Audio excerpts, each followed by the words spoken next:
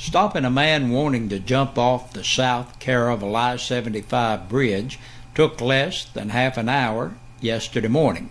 Around 10 a.m., traffic flow on America's most traveled interstate was slowed in Campbell County as north and southbound traffic was diverted around the exit 134 bridge, where 27-year-old Michael Savage of Caravel was threatening to jump. Jacksboro police officer Joe Buster Marlowe was the first policeman on the scene. It was Marlowe who eventually gained Savage's confidence enough to allow Marlowe to get close to him. Officer Marlowe then manhandled Savage off the railing with the help from the Campbell County Sheriff's Department Deputy Josh Vann and the Campbell County Sheriff's Department crisis negotiator Darrell Chapman. Savage was then taken to the La Follette Medical Center for evaluation. Caravel Police Sergeant Albert Kidwell, who was assisting in traffic control, issued a warrant on Savage. A La Follette man remains in serious condition at the UT Medical Center at Knoxville this evening.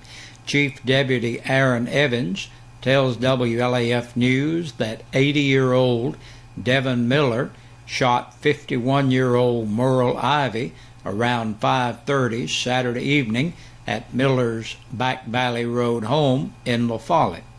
When police arrived, and a standoff between Miller and police developed. The standoff soon ended peacefully after Miller responded to the officer's request, surrendered, and released his weapon. Ivy was airlifted to the hospital where he is recovering in the trauma surgical critical care unit.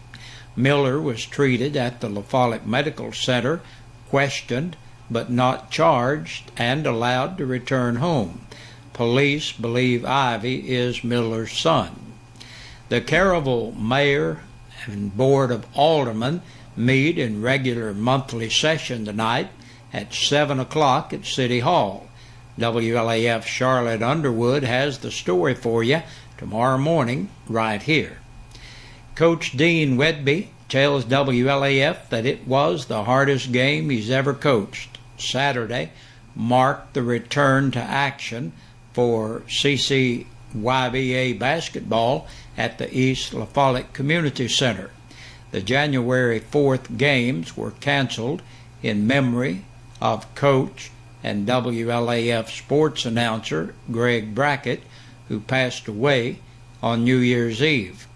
Wedby's team played the team once coached by Greg Brackett on Saturday, and in his absence, Greg's daughter, Shelby Brackett, coached the team and won the game.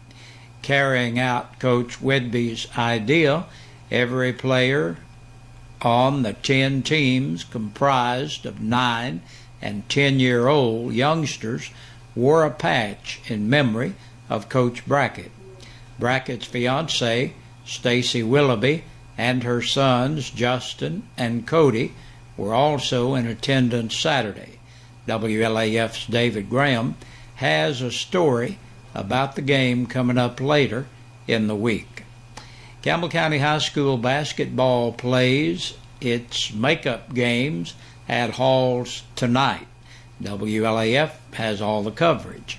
And snow holes in our weather forecast, wet, windy, and 40s open our new week. However, after a sunny, fairly mild day in the 50s on Tuesday, rain moves back in late Tuesday night.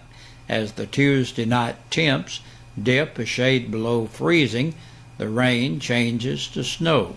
Expect light snow accumulations by Wednesday morning as the daytime high holds near the freezing mark.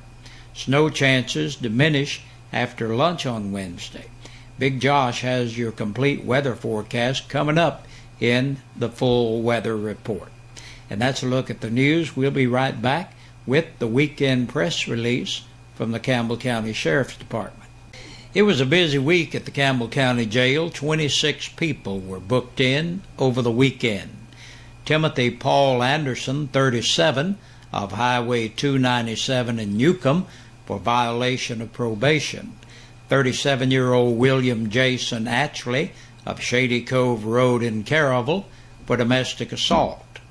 Christopher Thomas Bolton, 22, of Cumberland Lane in Jacksboro for DUI and driver's failure to exercise due care. 36-year-old Kenneth Isaiah Carroll of Springview Road in La Follette on a capious bench warrant and an attachment for child support. Carl Ray Davis, 33, of Jellicoe, an attachment for child support. 44-year-old Tamela Joyce Durham of Ellison Road, La Follette, for violation of probation. Johnny Paul Fields, 42, of RJ, Kentucky, for violation of the light law, possession of drug paraphernalia, violation of the registration law, unlawful carrying or possessing a weapon, and possession of a Schedule III controlled substance. Eddie Bill Goodman, Jr., age 22, of Myers Street in Jacksboro, for driving while suspended on a capious bench warrant and on a hold for another agency. 34-year-old Brian James Hall of Tackett Loop in Caryville was brought here for a court date. Michelle Imogene Johnson, age 30, of North Indiana Avenue, La Follette, on a capious bench warrant. 30-year-old Tara Leanne Lawson of Williamsburg, Kentucky, violation of the light law, violation of the Tennessee financial law, and violation of the registration law. Christy Lynn Leach, 23, of Peebly Hollow Road in Speedwell, for public intoxication. 30-year-old Jessica L. Lowe of Mount Perrin Loop in Jacksboro on a capious bench warrant. Sebastian Lowry, 37, of South Tennessee Avenue, La Follette, was held for another agency. 37-year-old Forrest A. Mayer of Bates Lane in Caryville for aggravated assault by domestic violence.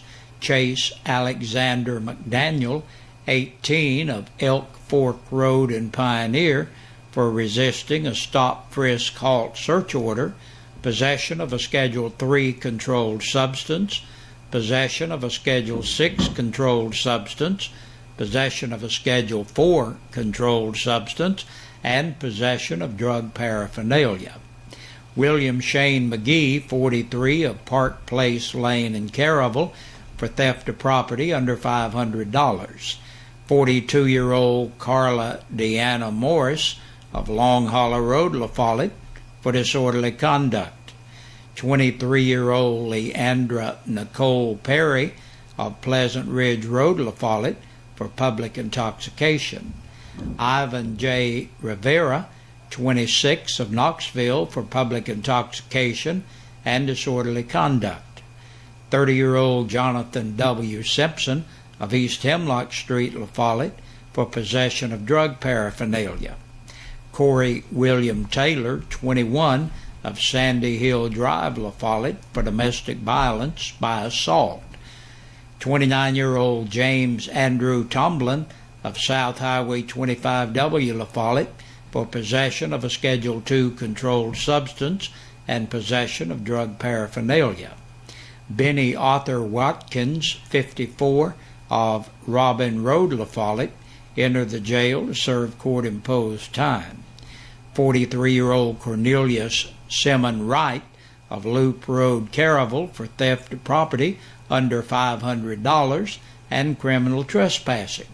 And last today, Pamela Irene York, 49, of Longfield Road in Lake City, for DUI. And that's a look at our sheriff's report for the weekend, and that's a look at the news. Thank you for joining us, and please join us again back here tomorrow about this same time.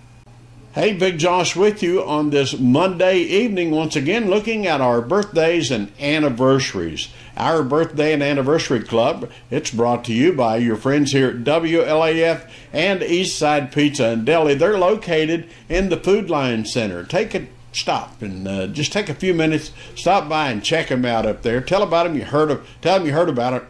Tell them you heard about them right here on the old radio station. How's that? 1450 WLAF, 1450WLAF.com, and TV12 right here. Today's birthdays, Terry Gray is celebrating. Happy birthday to you, Terry. And Dr. H. Nurella is celebrating today. Happy birthday to you, Doctor. Kathleen Chadwell is celebrating today. Happy birthday to you, Kathleen. And we have some birthdays from Saturday. Tom Weiser celebrated. Happy birthday to you, Tom. And Christopher Smith turned 9 years old. Happy birthday to you, Christopher. And Stacy Carroll was 31 years old this past Saturday. Happy birthday to you, Casey. Now, if you're celebrating your birthday or your anniversary, we want to tell you that we want you to have a nice day, first off, but we want to tell you that the only way you can qualify to be in the drawing on Friday is if we get your name in here. So please put your name or call it in. Even if you're a little late, call it in. We'll take it and we'll have it on our list here.